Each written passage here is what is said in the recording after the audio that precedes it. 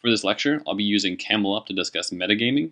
Camel Up is a 2014 Spiel des Jahres winner, so it's got some pretty good mechanics that focus on gambling and betting. We utilize these elements to move a set of camels forward through dice rolls, which adds variability and randomness to this. This also engages players in a larger sense of tension with who's going to win the game. We have 4 essential movements or actions that we'll take, with the larger goal of gaining as many coins or gaining as many points at the end of the game.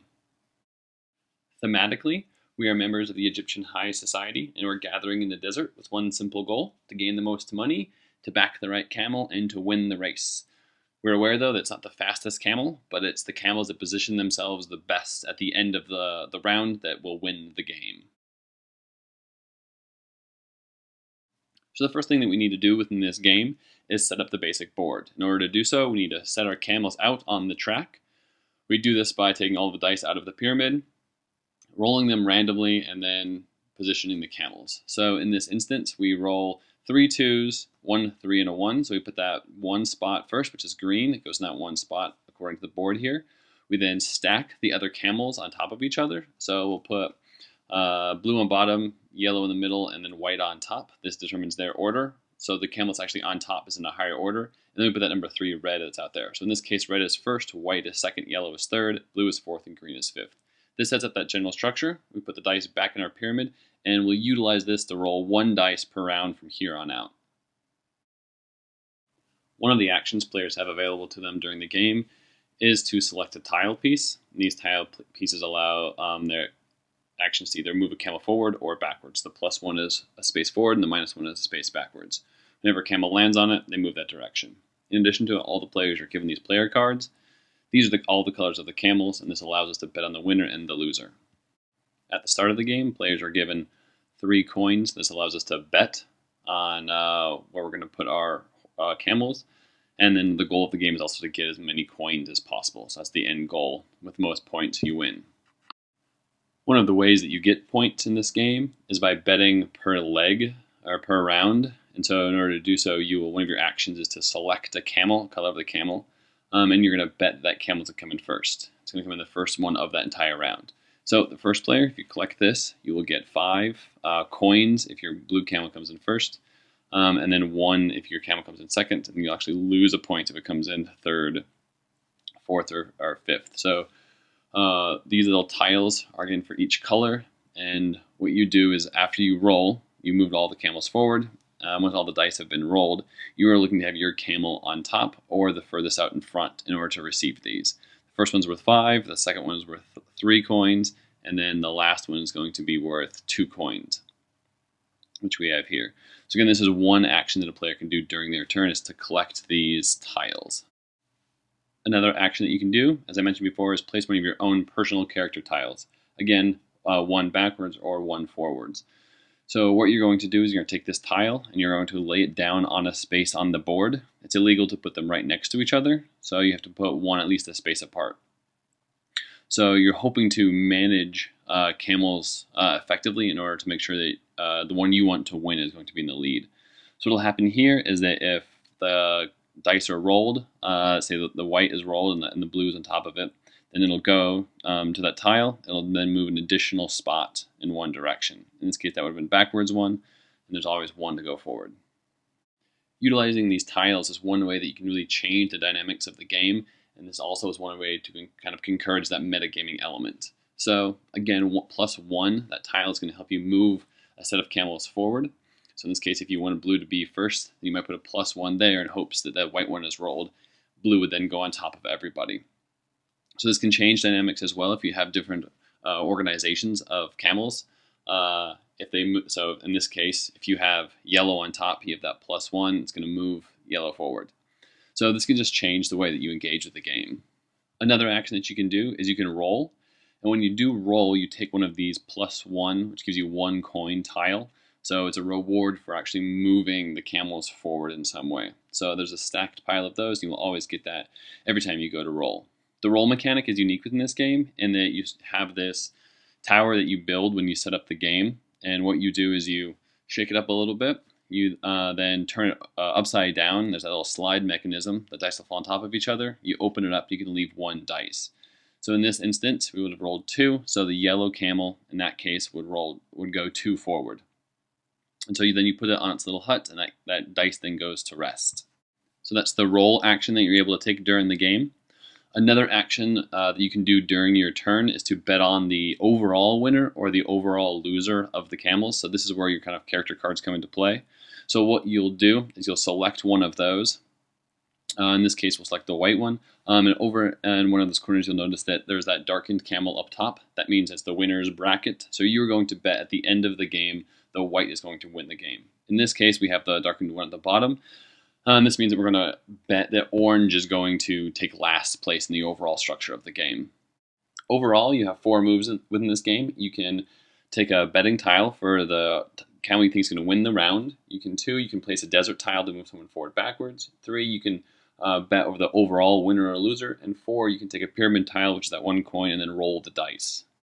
Once the leg is over, which means that all of the dice have been rolled and the pyramid is empty, then what you'll do is you'll make sure all the camels are moved in their correct positions, and then you're going to tally up the coins or points for that first leg round. So you'll take a look at whoever's got first place, which is blue, and if you took the tile token for the first one, you would get 5 coins for that leg.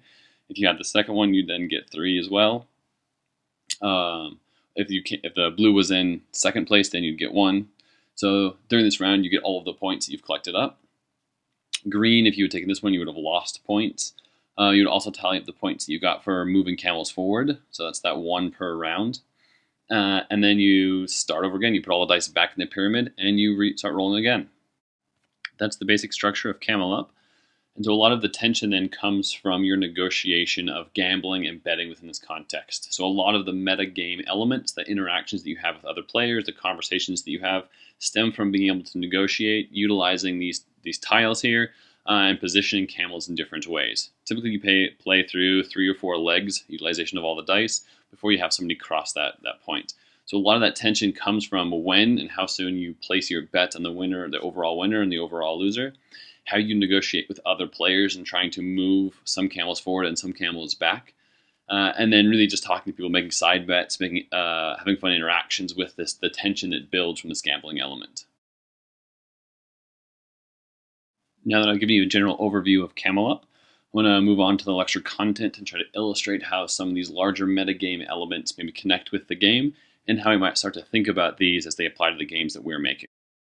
So, talking about metagaming, these are the larger elements that surround a game. This is what helps to construct and co-create the magic circle that brings players and individuals together, allows us to engage in rules and narratives, and to also play the game. So metagaming are all the extra elements that we build on top of games that help us create that sense of play that we strive for. One of the first elements of metagaming is the idea of superstructure. So this is the environment around everything that we're doing to construct the game. This includes what we do to build strategy outside of the game, how we think about our play, what we do to prepare or how we read about games in some structure. Do we watch live games? Do we engage with them in some way? And then also what rewards, so that's status building, socialization, community building, the explicit rewards such as money that go with it. So that basic superstructure are the things that we do outside of gameplay itself. The second element is player communities. So what type of community are we building our game for? What are we trying to get them to do? Things we want to think about, is this for hardcore players? Or we have more complex rules in that sense? Is this for casual players? Is this for hobbyists? Is this for European audiences, which have focused a little bit more on slow play engagement and then also resource collection? Or is it an American audience, which is faster paced, more engagement, direct conflict? So consider your player community. Who are the individuals that you want to play with? And what knowledge do they need to be able to play your game? The other thing that we need to consider too are what are the larger goals of our game. So does the meta structure provide us with multiple goals? Can we do different things in and out of the game? Do we collect something? Is it we're collecting points? Is it in Camel Up that we're collecting coins? Or are we also collecting wins and losses? So as this game we play multiple games over a set of time. Part of that also needs to consider then, can players play in different ways? If our game has replayability, we need one to come back to it multiple times. And can players have different styles? If somebody's more competitive, can they build that into it? If they're more points collection, can they just do those in their side? How do we allow players to play the way they want to? Another way to think about the larger goals of our metagame is what is it doing for us? So this chart kind of represents things that games do in a meta context. The thicker the line, the more attraction it has. So in this instance, our game has some gambling elements. There's some personal achievement. It's highly invested in learning and knowledge about strategy elements. And there's some fantasy to it. So not a whole lot of socialization or status, but this game provides us with some larger goals and contexts. Again, this is a general example. To be more specific, if we're going to talk about soccer, soccer has a lot of pro play, so we have a lot of merchandising that's going on there. There's a lot of personal investment. We also have socialization inside the game that players have. Fans also have socialization.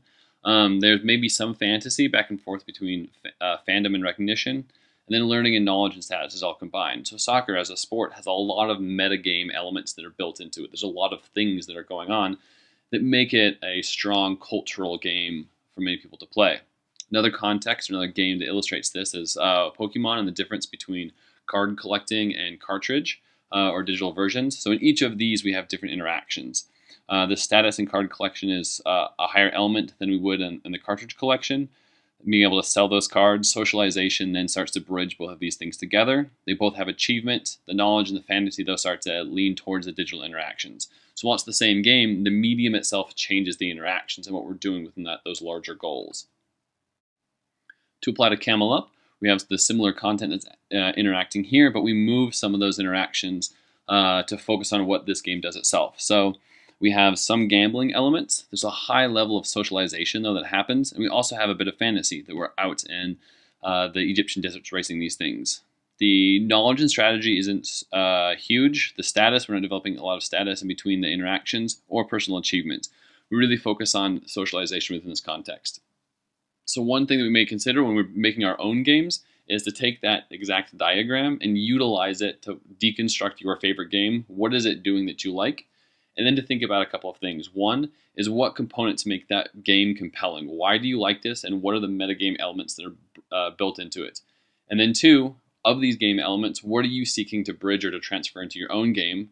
And we also may utilize this model to deconstruct our game to see what it's doing, why is it compelling to players, and how might we tweak that so it's more compelling. Motive is another fundamental part to that metagame element. This is the theme or the conceit, the extended metaphor of the game. So some games like Scrabble have a very abstract element. Some slight ones might be like Battleship. There's some sort of theme there, while there's some full simulation games we might see as Counter-Strike or Civilization. In Camel Up, we have a simulation style game, and it's representing this camel race in the desert. And we match all of our pieces and components to that theme. So what are we trying to accomplish thematically here? Part of Motive also establishes standards. So what is it that we know what to expect from a game? In Camel Up, it's pretty straightforward. We know that we're moving around a square, so the game is easy to pick up on. So while we should be pulling from other games, we should innovate on that design, and I encourage this, but you should balance this with understandable routines. So players come to something, they know what to expect. We don't want to innovate for the sake of innovation and then therefore to make the game overly complex. So balance that innovation with understandable rules. Another part of Motive is the idea that there's sort of a simulation. So the attempts to model an event closely. In Camel Up, we're trying to model that race. In other board games, we'll be modeling something else. So just a couple of questions we want to think about is how much simulation of that event are we seeking? If it's a direct simulation, we want to try to create rules that actively simulate that. We also want to think about how much liberty we're taking to make the game more abstract. Does it have to fit into that direct simulation, or can we be creative with it in some way? The reason that we might be creative or utilize that simulation structure is that the motive of the game can really add interest and flavor to the game. To understand complex rules and reasons for acting in the ways that we do, the choices that players make, we need that motive or that theme to make sense. So Jesper Juhl is a game analyst and scholar, and he balances the idea of game rules are there to set the structure. They tell us what to do, while the narrative allows that structure to make sense. We know in Super Mario that firing a fireball is not possible, but the theme makes sense. We know that camels and Camel Up can't jump on top of each other, but the theme of it makes sense. So the motive helps to cohere that rule structure to the narrative structure of the game. Final structure of Motive is that playing a game involves choices. And so while narratives are often linear, they tell us what to do in one way, games function a little bit differently. So we want to be able to balance that narrative with the structure, and that's important. We don't want to, though, make it so overly reliant on the theme that we're not playing a game anymore. Some games actively seek this out, and so that may be a choice of yours. but we want to be able to understand how much theme is appropriate and how much theme moves us outside of the game into a storytelling experience. Another element of metagaming is spectating. So how amenable are we to watching other players? Are we invested in watching those outcomes? Do we have choices related to it? We want to consider in our game, how much spectating are we doing? This can also impact downtime. Are we excited to watch other people play, or are we just sitting around waiting for something to happen? So a strong metagame can increase that player involvement during downtime. It can make us want to pay attention, so that's important. Another element of spectating that's important is that it relies on the player's ability to understand what's happening, those positional heuristics, to know what the game state looks like. If we have that knowledge, then we know what a good move or a bad move looks like. We know if that will impact our future play. So one way to think about your game is to sit back and just watch other people play, utilize that to iterate new game design, and think about what happens. Are we invested during that downtime? Are we interested in what's happening as we watch other players engage with the game system? Another element that's important is customization, which relates to personal styles. Can we play games the way we want to play games? If we change the motive, does this shift the ways that we interact with it? So in Camel Up, we might bet early in the game, we might bet later in the game. It does allow us to engage different play styles. So we want to consider when we make our own games, do we allow player styles to develop from the game? Does this come from the motive? And we want to be sure to encourage those different play styles so we're not limiting the interaction of individuals. One way that we build in that character change and that ability for players to cultivate their playstyles is by building in asymmetrical starting points, by allowing abilities of characters to change the form of the game. Cosmic Encounters is known for this. And we want to be able to provide a different structure and, again, variability to the ways that we start the game. So we want to also be aware that we're balancing player ability with handicaps. We don't want to make overpowered character positions. And that customization can therefore allow for that expression, that personal expression, to come out of the game. The final element of metagaming is the idea of game goals. What larger goals are going on? So linear goals are good because they provide a basic structure, but multiple games inside the game allow for variability to play. So we want to think about what else are players doing outside of that game structure. And we also want to give our players positions. So goal chunking, we give our players a reference point to their heuristics, where they stand in the game. To conclude, I want to provide a couple of takeaways from this chapter. One, I want you to think about what are the metagame elements that you're building into your game, and really who is your audience? Who are you making this game for, and what type of experiences are you trying to create? Two, how does the conceit, the motive, or the theme reinforce the gameplay experience? Does the theme match up with the rules? Does it make them overly complicated? Does this bring us into that magic circle to help us create that play experience? Three, how does spectating function? When we sit back and it's not our turn, are we fully engaged or are we just waiting around? So I actively encourage you to spectate your own game as it's being played and being iterated so you know where to step in and how to change the game. How customizable is the gameplay? Do our players have the opportunity to change their role styles, or are we locked into a singular role? If we're locked in, we may need to consider ways to open that up to create asymmetrical starting points, or at least variability in the gameplay. And then finally, what are the larger goals that we're building into the metagame itself? Is this that we can play the game multiple times? Are we trying to defeat individuals? Is it one-on-one competition? What else are we trying to do in the game besides just win?